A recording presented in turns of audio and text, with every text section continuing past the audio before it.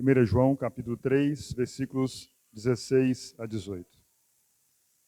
Ó Deus, em nome de Jesus Cristo, teu amado Filho, pedimos a tua orientação, a tua instrução, a tua bênção para a leitura e o compartilhar dessa noite. Carecemos da presença do Senhor. As tuas palavras são espírito e vida, e somente o Senhor, por meio do Espírito Santo que habita em nós, pode trazer o entendimento a cada um. Oramos que o Senhor, pela leitura da tua palavra e pela meditação, possa falar aos nossos corações e que possamos ouvir e praticar a tua palavra. Nós carecemos da bondade, do auxílio do Senhor por meio do Espírito Santo. É no nome de Jesus que oramos. Amém. 1 João 3, 16. Nisto conhecemos o amor, em que Cristo deu a sua vida por nós, e devemos dar nossa vida pelos irmãos. Ora, aquele que possui recursos deste mundo e vira seu irmão padecer necessidade, fechar-lhe o seu coração, como pode permanecer nele o amor de Deus? Filhinhos, não amemos de palavra, nem de língua, mas de fato e de verdade. O apóstolo João, desde o capítulo 1, como temos estudado nessa epístola, ele tem tratado de alguns temas aos seus destinatários, aos irmãos a quem ele escreveu essa epístola. Ele, desde o capítulo 1, ele tem trazido a necessidade do Filho de Deus, daqueles que são servos de Deus, de procurarem se aproximar de Deus para terem comunhão com Deus. Ele diz no capítulo 1, a nossa comunhão é com o Pai e com o seu Filho Jesus Cristo. Sabemos que isso se dá por meio do Espírito Santo que veio habitar em cada um daqueles que creram. Esse é um tema que tem sido tratado desde o início da epístola. Um outro tema, o perdão de pecados. Sabemos que se confessarmos os nossos pecados, ele é fiel e justo para nos perdoar os pecados e nos purificar de toda injustiça. E a vontade de Deus é que ninguém venha pecar. Se todavia alguém pecar, temos advogado junto ao Pai, Jesus Cristo o justo. Propiciação pelos nossos pecados, e não somente pelos nossos, mas também pelos do mundo inteiro.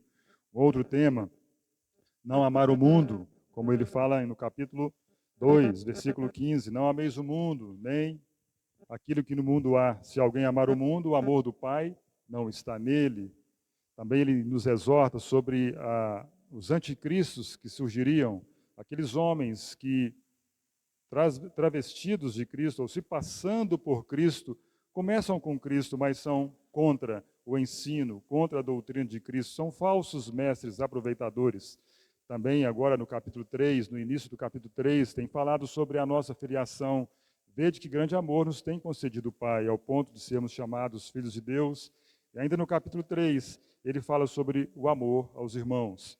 E ele continua aqui no versículo 16. Na verdade, ele vai tratar desse assunto até o final do capítulo 3.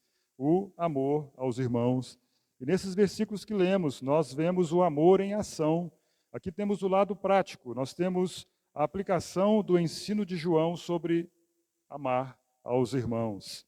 E ele é muito claro aí, né, que se porventura alguém tiver recursos neste mundo e vir a seu irmão padecer necessidade e mandar ele embora, ele está dizendo muito claro que como pode permanecer nessa pessoa o amor de Deus. Então temos o lado prático, o amor em ação. Temos que, inicialmente, para compreender melhor o que João tem ensinado aos seus destinatários, a diferença entre amar e gostar. Está baixo o som? Ou está tranquilo? Está ouvindo aqui? Zé Aparecido, está ouvindo aí? Bruno, ok? A primeira diferenciação, né, entre amar e gostar. Há uma diferença entre os verbos. Nós não fomos chamados a gostar dos irmãos, nós somos chamados a amar. A palavra é uma ordenança, né, que nós devemos, então, amar os irmãos. E no sentido de gostar de alguém ou de gostar dos irmãos, ou a palavra gostar, na verdade, todo ser humano já nasce com isso. É algo natural, é algo instintivo, é como que poderíamos dizer algo animal, que pertence ao homem, embora eu não concorde que o homem seja um animal. Ele é um homem feito à semelhança e imagem de Deus, né? Os homens falam assim, o homem é um animal racional. Não, o homem é a imagem e semelhança de Deus. Deus criou os animais, Deus criou as aves, quadrúpedes, e tantas outras sortes de animais. O homem, não. O homem é a par. O homem é diferente de toda a criação. Então, o gostar é algo que instintivo, é algo que já nasceu no homem. Não resulta de nenhum esforço da parte do homem. Você gosta ou não gosta? Você vai para o lado e você pode olhar para uma pessoa e, de repente, você gostar da aparência, gostar da cor, gostar do temperamento, gostar das maneiras, ou também pode não gostar de nada disso em alguém que você vê, tratando-se de algo exterior. Isso é gostar. Mas se tratando do amor ou de amar, é totalmente diferente. João diz na sua epístola que aquele que não ama não conhece a Deus, porque Deus é amor. Então, o cristão, quando se fala em amar o próximo, em amar aos próprios irmãos, é totalmente diferente. Nós temos que pensar na perspectiva de como Deus ama. E Deus ama totalmente diferente do amor humano ou do conceito humano do amor. Os homens definiram o amor ou definem o amor totalmente desregulado, totalmente antônimo, contrário ao que Deus estabeleceu. Deus é amor. O homem, e ele coloca o amor como algo sendo uma paixão, pode ser súbita, pode ser, né, ao mesmo tempo temporária, mas algo que vem e vai, um amor carnal, o amor eros, o amor sensual, o amor sexual. Isso é como o homem define o amor ou o amar. Mas Deus, pela sua palavra, uma vez que Deus é amor, nós devemos amar os irmãos nessa perspectiva, como em termos do próprio Deus, não como o mundo define, porque o amor, ele é inteligente. O amor não é elementar, não é instintivo. Na verdade, da nossa parte, dos filhos de Deus, devemos nos esforçar para amar. O amor é uma decisão, como dissemos, né? Amai-vos uns aos outros. Os mandamentos do Senhor, resumidos pelo próprio Senhor Jesus, é amar a Deus de todo o coração, alma, entendimento e força, e ao teu próximo como a ti mesmo. São o resumo, ou é o resumo da lei e dos profetas. Mas João, falando desse assunto tanto no seu evangelho quanto nas suas epístolas, ele fala então agora do mandamento, amar os irmãos. Então, como dissemos, o amor é algo inteligente, não é algo instintivo, devemos nos esforçar para amar. O amor é aquilo que sabemos, supera os obstáculos, supera desculpas. Você é alguém que é objeto do amor do próprio Deus inicialmente. Deus amou o mundo de tal maneira, e você está dentre esses que Deus amou de tal maneira, porque a salvação alcançou você. Você é um amado de Deus, e agora então você tem um objeto de amor. O próprio Deus você deve amar. Mas você demonstra isso amando os irmãos, e esses versículos vai nos dizer do amor em ação, como dissemos. Mas corremos um grande perigo, temos um grande inimigo que devemos observar, ou devemos estar atentos a isso. O quê?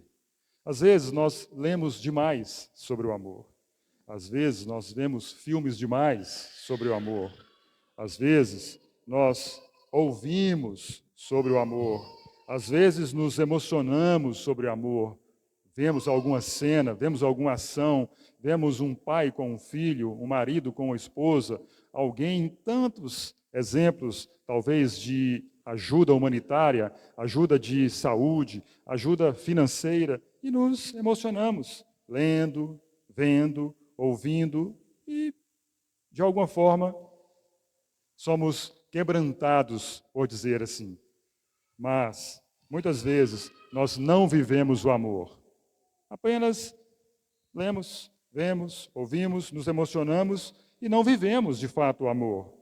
O apóstolo João diz aí, esse é o grande perigo. Filhinhos, não amemos de palavra nem de língua, mas de fato e de verdade, ou seja, em ação. O amor tem que demonstrar resultado.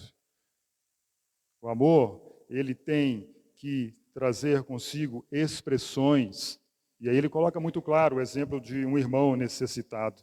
Quando nós lemos 1 Coríntios, por exemplo, o apóstolo Paulo definindo o amor, e Henry Halley diz o seguinte a respeito daquele capítulo, que o amor é o meio mais potente para a edificação da igreja do que qualquer das variadas manifestações do poder de Deus.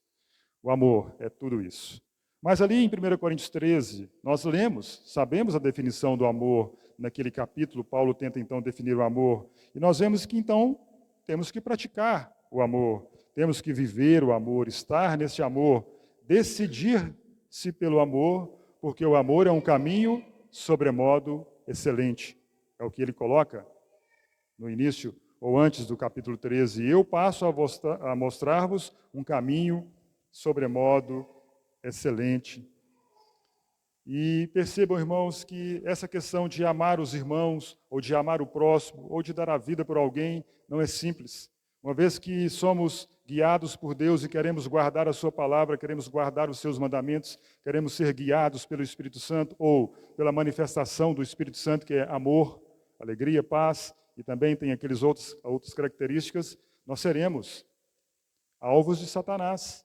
Quando alguém se move ou decide a praticar a palavra de Deus, e principalmente nessa questão de amor guiado pelo Espírito Santo, é alvo de Satanás. Vejam, por exemplo, o Senhor Jesus no seu ministério, depois de batizado, ele foi conduzido pelo Espírito ao deserto. Então ele ali cheio do Espírito Santo, né? Depois de batizado, o Espírito Santo desceu sobre ele, sabemos o que registra os evangelhos, e logo em seguida Satanás aparece para ele, propondo algumas coisas para ele a respeito da cobiça dos olhos, da cobiça da carne, da soberba da vida. E assim também os filhos de Deus, devemos estar atentos nessa decisão de amar. Nós seremos alvos de Satanás, porque Satanás é contrário ao amor.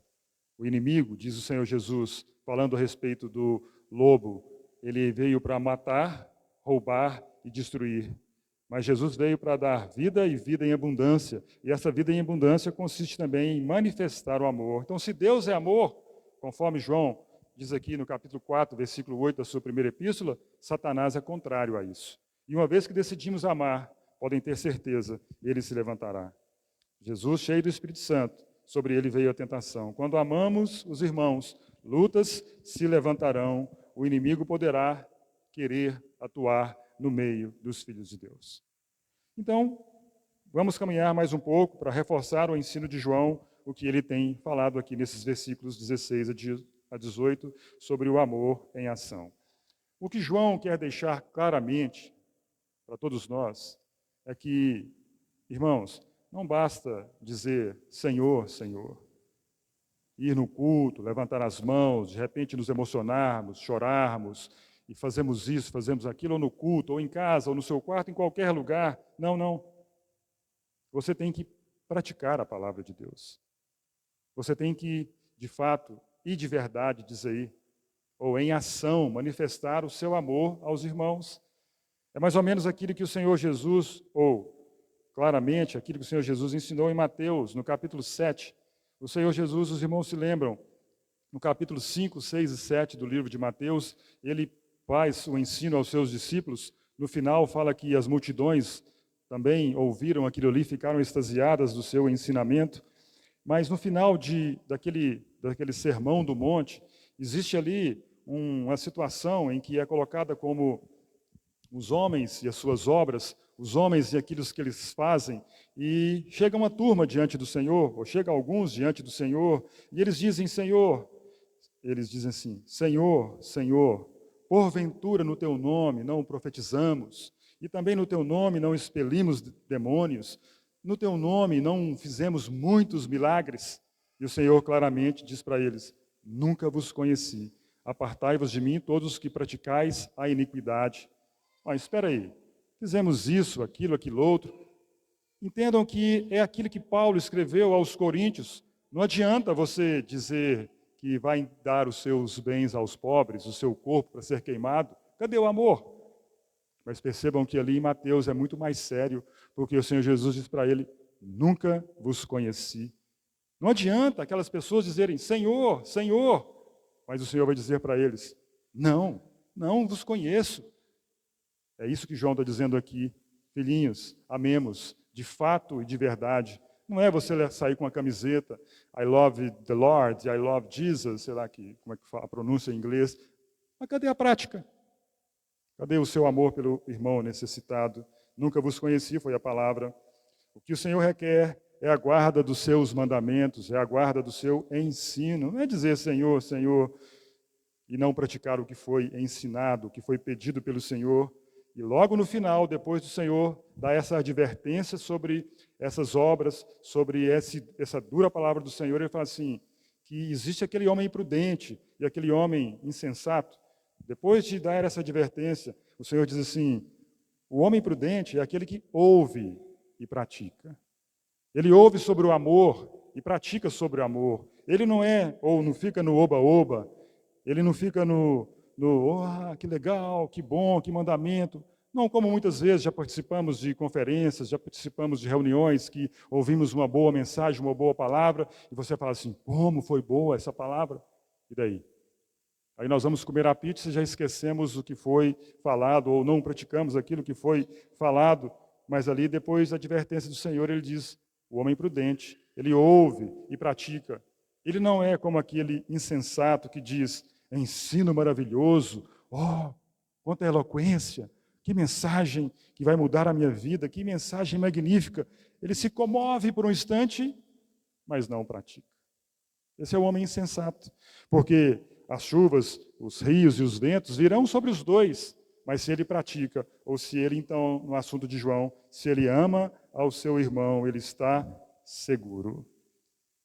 Os irmãos se lembram também em Mateus capítulo 25, e nós vamos ler depois no final de Mateus 25, mas ali em Mateus 25 ele nos conta, o evangelista, por meio do Espírito Santo, ele nos diz que existe ali a parábola das virgens, a parábola dos talentos e aquela história do grande julgamento que acontecerá no final dos tempos. E interessante que quando nós lemos Mateus 25, é muito interessante, os irmãos depois leiam, e prestem atenção na palavra Senhor. Quantas vezes aparece ali a palavra Senhor? Porque muitas, ou exceto, salvo engano, as virgens prudentes, não fala que elas disseram Senhor, mas todos os demais que foram repreendidos, eles usaram a expressão Senhor. As virgens nessas dizem Senhor, Senhor, e ele, não vos conheço. Ou seja, há uma exortação, virgens prudentes, virgens nessas, mas cadê o relacionamento com o noivo? Cadê o obedecer à palavra do noivo? Cadê o dar ouvidos à palavra do noivo? Mas então elas dizem Senhor, Senhor, mas não pratica o que o noivo está pedindo, está dizendo, não tem um relacionamento de vida, não pratica o amor e ficam de fora. O Senhor diz, não vos conheço. Da mesma forma, na parábola dos talentos, aqueles servos que têm um relacionamento com o seu senhor, o seu senhor saiu de viagem e distribuiu os talentos, 5 para um, 2 para outro, 1 para outro. E todos eles, quando o Senhor volta, o Senhor daqueles servos volta, eles dizem, Senhor, eis aqui 5, rendeu 5. O outro diz, Senhor, eis aqui 2, rendeu mais 2. O último diz, Senhor, sabia que o Senhor era severo, isso, aquilo, aquilo outro. Mas todos eles usavam a palavra Senhor, mas o último não praticou. Não amemos de língua, nem de palavras, mas de fato, de verdade. Não é Senhor, Senhor, não. Ali houve um relacionamento entre aqueles primeiros servos e o seu Senhor. O último, ele disse Senhor, mas não praticou, ou não saiu a negociar o talento que havia recebido. Então, por último, como dissemos, Mateus 25, vamos ler essa história do grande julgamento e vejamos onde está o amor aqui inserido e o que o Senhor requer de nós com relação aos irmãos. Mateus 25, versículo 31. Quando vier o Filho do Homem, na sua majestade, e todos os anjos com ele, então se assentará no trono da sua glória.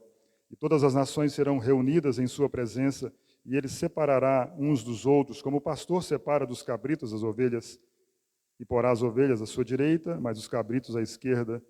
Então dirá o rei aos que estiverem à sua direita, vinde, benditos de meu Pai, entrai na posse do reino que vos está preparado desde a fundação do mundo, porque tive fome, me desses de comer, tive sede, me desses de beber, era forasteiro e me hospedastes, estava nu e me vestistes, enfermo e me visitastes, preso e fostes ver-me.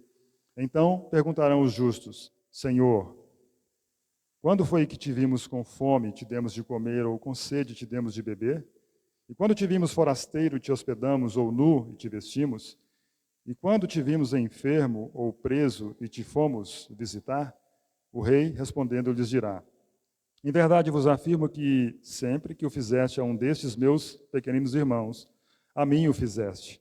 Então o rei dirá também aos que estiverem à sua esquerda: Apartai-vos de mim, malditos, para o fogo eterno preparado para o diabo e seus anjos, porque tive fome e não me desses de comer, tive sede e não me desses de beber, sendo forasteiro não me hospedastes, estando nu não me vestistes, achando-me enfermo e preso não fostes ver-me. E esses lhe perguntarão: Senhor, quando foi que te vimos com fome, com sede, forasteiro, nu, enfermo ou preso e não te assistimos?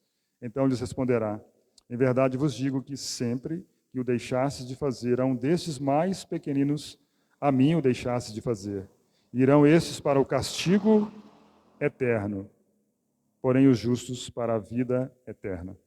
Não entrando aqui na escatologia, se isso é para todos os crentes, ou só para aqueles que auxiliarão alguns na grande tribulação, não entrando nesse quesito, mas percebam aqui que existe um relacionamento entre alguns e o próprio Senhor no cuidado com os pequeninos irmãos, como diz João na sua epístola, não amemos de palavra, mas de fato, de verdade, em ação, porque essas pessoas aqui no final dos tempos, e isso podemos aplicar ainda hoje nos nossos dias, as oportunidades estão diante de nós. Todos esses que foram citados aqui, os que tiveram fome, sede, eram forasteiros, nu, enfermos e presos, eles estão diante de nós, os pequeninos irmãos. E o que temos feito? Nós simplesmente dizemos ou falamos, Senhor, e pronto? Não. Aqueles que dirão Senhor naquele dia vai receber uma palavra dura do Senhor, um castigo eterno, como está dizendo aí. Então vejam que no amor aos irmãos, e aqui em Mateus 25, tanto nas virgens, ou na parábola das virgens, nos talentos desses servos, e esses filhos de Deus, ou esses que fizeram o bem a alguns, estão se tratando de relacionamentos interpessoais, relacionamento de um com o outro, um relacionamento na igreja, um relacionamento no trabalho, um relacionamento em casa e em qualquer lugar onde existe um irmão ou uma pessoa. Ou seja, você não pode deixar de colocar o amor em prática. Vejam que existe o lado negativo. Tanto virgens não colocaram o amor em prática, tanto servos não colocaram o amor em prática, quanto esses que deveriam também colocar o amor em prática, cuidando do seu próximo, dos pequeninos irmãos, e assim não fizeram. Mas, ao contrário, nós não podemos cruzar os braços. Nós devemos ter o amor aos irmãos. O resumo que o Senhor está dizendo aqui, nessas histórias de Mateus 25, é que a prática é o mais importante. Não adianta, como dissemos, dizer Senhor, Senhor, e não fazer o que vos mando. A prática do amor é mais importante. O amor, ele se demonstra. O amor, ele age. O amor, ele tem a prática. Não podemos nos contentar em saber sobre o amor. Amemos de fato e de verdade, diz João na sua primeira epístola. Citamos 1 Coríntios capítulo 13. E aqui podemos falar mais um pouco. Você ali, quando lê 1 Coríntios 13, faça tudo aquilo ali, mas faça com amor. Você quer distribuir os bens aos pobres? Faça isso, mas faça com amor. Você quer entregar o seu corpo para ser queimado? Faça isso, mas faça com amor. Você quer falar em línguas? Você quer usar o dom da profecia, conhecer os mistérios, usar a fé para transportar montes? Faça, mas faça com amor. Que se você não tiver amor, diz lá, nada aproveitará. É o que o Senhor diz em Mateus 7, ou no final do ensino do Sermão do Monte. Ouça os ensinamentos e pratique. Ouça a palavra do Senhor, ouça o seu pedido, as suas diretrizes e pratique. Não seja um negligente ouvinte, mas sim um operoso praticante. O Senhor Jesus, em Mateus 21, ele conta a história de um pai que tem 2 filhos e pede para os filhos para irem trabalharem na vinha. O pai diz para o filho, filho, ele fala para o primeiro filho, filho, vai hoje trabalhar na vinha? E ele, vou, pai, mas não vai. E ele fala para o segundo, filho, vai hoje trabalhar na vinha? Não vou, mas acabou indo. E o Senhor pergunta, qual dos 2 fez a vontade do pai? Aquele que praticou, aquele que obedeceu. Ou seja, a ênfase está na ação. A ênfase é, você vai trabalhar na vinha? Você tem trabalhado na vinha? Você tem encontrado os seus irmãos na vinha e tem cuidado dele? Eu sou a videira verdadeira e meu pai é o viticultor. A ênfase, então, está na ação. João 14, o apóstolo João fala a mesma coisa, repetindo o que ele tem falado em 1 João, aquele que tem os meus mandamentos e os guarda. Ou seja, aquele que tem os meus mandamentos e os pratica, esse é o que ama. O Senhor Jesus está dizendo ali no Evangelho, quem não me ama, não guarda as minhas palavras. É um mero ouvinte, não um operoso praticante. Não é passar horas em meditação, não é passar horas na leitura da Bíblia, não é passar horas em oração, em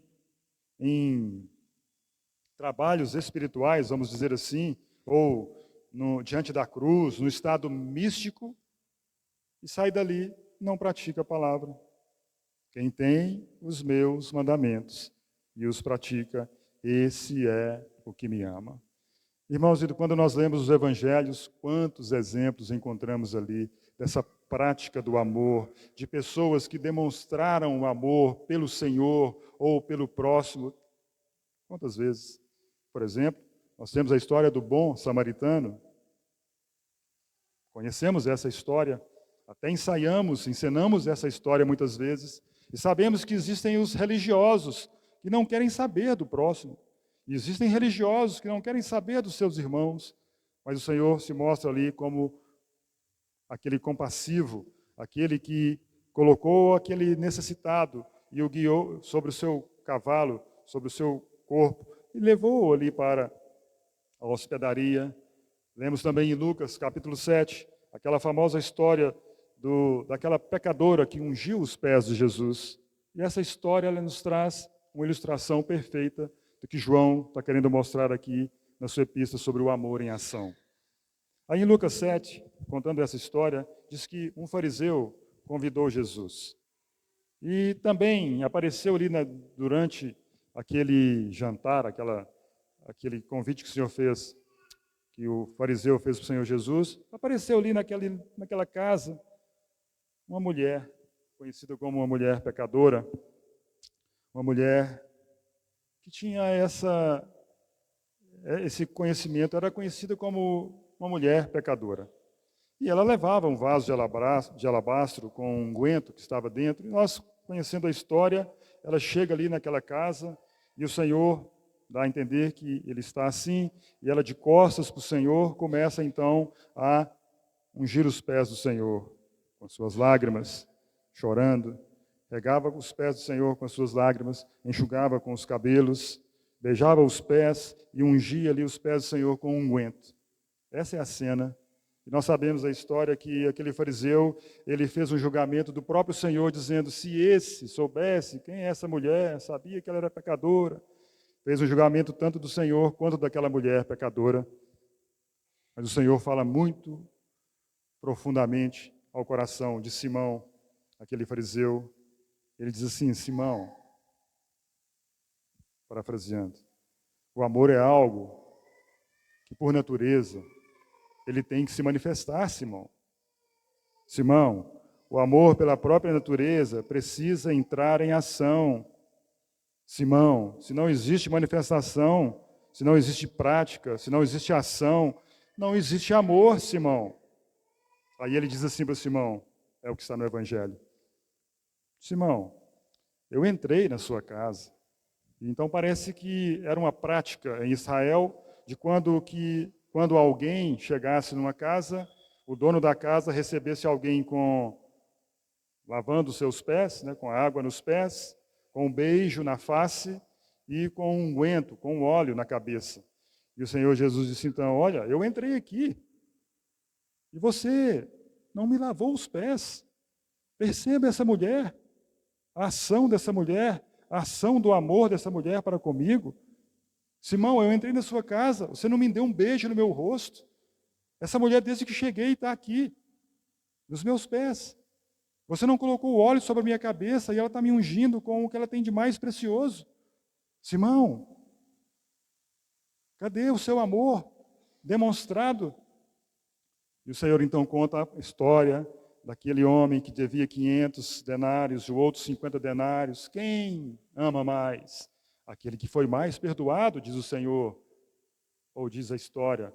Quem mais recebeu perdão é o que ama mais. Simão, cadê a prática? Cadê a ação? O amor tem que se manifestar, Simão. Esse é um exemplo que temos dos evangelhos. Em Mateus capítulo 18 também tem a história daquele credor incompassivo, uma história muito conhecida por todos nós.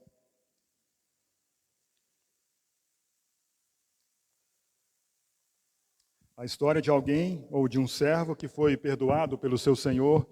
A história diz ali que, a Bíblia diz ali que aquele servo devia 10.000 talentos ao seu senhor. E ele teria que vender, né, a esposa, filhos, e mesmo assim não teria condições de pagar aquela dívida. E o seu senhor o perdoou. Está perdoado. 10.000 talentos. Está perdoado. E aquele servo sai dali, o que ele faz? Ele tem um conservo que lhe deve 100 denários. Mixaria. Comparado ao que ele devia ao seu senhor, 10.000 talentos. E ele então, ele é duro, ele é sagaz, ele não tem amor pelo seu conservo. Não. Comigo é 8,80, você tem que me pagar. E nós sabemos a história, algumas pessoas viram aquilo, foram e relataram ao Senhor daquele servo, e ele diz, olha, eu te perdoei.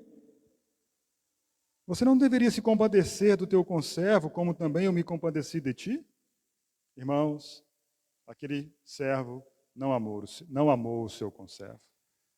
Colocando aqui na epístola de 1 João, não amemos de palavras, amemos de fato e de verdade. Tem que ter ações, temos que perdoar os irmãos. O Novo Testamento sempre nos ensina isso. Se o amor de Deus está em você, você deve amar. Se o amor de Deus está em mim, devemos amar. João está dizendo assim para nós, não feche o seu coração. João diz, nisto conhecemos o amor, em que Cristo deu a sua vida por nós e devemos dar nossa vida pelos irmãos. 1 João fala sobre isso. E vejam que, como falamos sobre João, ensinando sobre o amor em prática, certamente João se lembra, né, que ele relataria no seu evangelho que Deus amou o mundo de tal maneira, que deu o seu Filho unigênito para que todo o que nele crê não pereça, mas tenha a vida eterna. Esse é o amor de Deus demonstrado, é o amor colocado em ação. Deus não simplesmente olhou para o homem e viu o homem em seu estado de animal, nas suas ações, um homem agora voltado a si mesmo para a prática da imoralidade, para a prática de pecado e deixou o homem ali julgado. Não.